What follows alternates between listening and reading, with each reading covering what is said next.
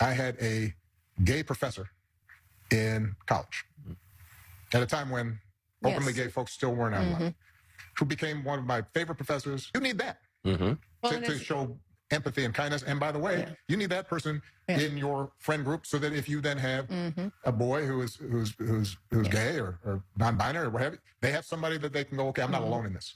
Right?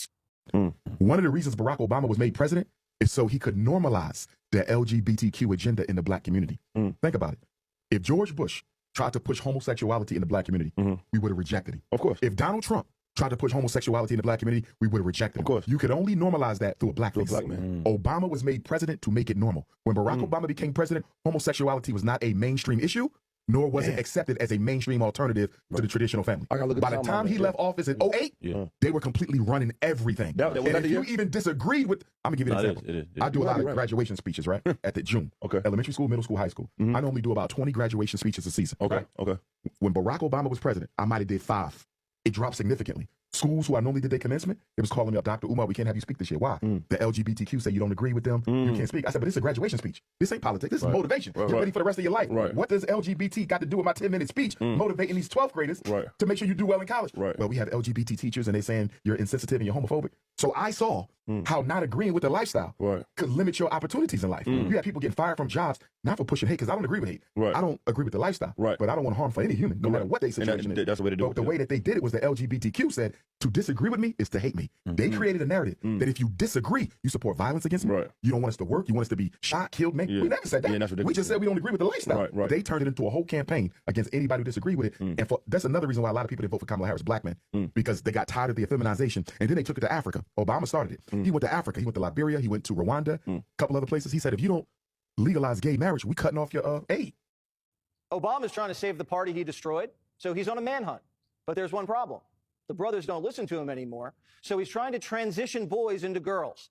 Barack's got his own rules for men, but these are the rules that made men leave the party in the first place.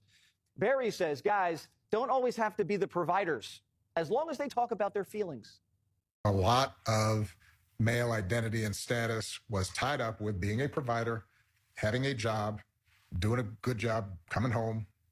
And when folks started losing jobs because of deindustrialization and offshoring, you had a bunch of men suddenly feeling lost because their identity had been so wrapped up in that one thing, which was being a provider. And so part of what we have to do is, as men, take responsibility for figuring out how to talk about and share feelings. We wouldn't have to talk about our feelings if Obama didn't send our jobs to China. Do you know how we feel about that, by the way? Angry. That's why we voted Trump. But Barack doesn't just want you on the couch. He's telling guys to put down the baseball and pick up a playbill. They have to be able to learn how to be more than just the sport that they care about. And while they get great skills in sports and they learn a whole lot of traits, teamwork, I think we owe it to our boys to be very deliberate about saying enough with sports and let's try some other things. So sometimes it's just a matter of, saying to our boys, you being interested in art, you being interested in theater, that's cool. Get off the field and go to an art gallery. And when you do go, bring a gay friend.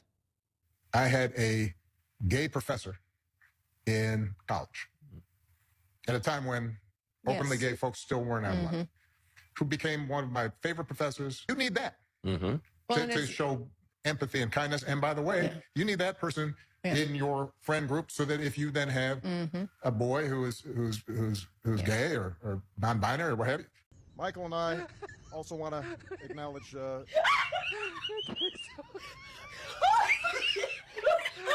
Michael and I. Copyright disclaimer. Under Section 107 of the Copyright Act 1976, allowance is made for fair use for purposes such as criticism, comment, news reporting, teaching, scholarship, and research.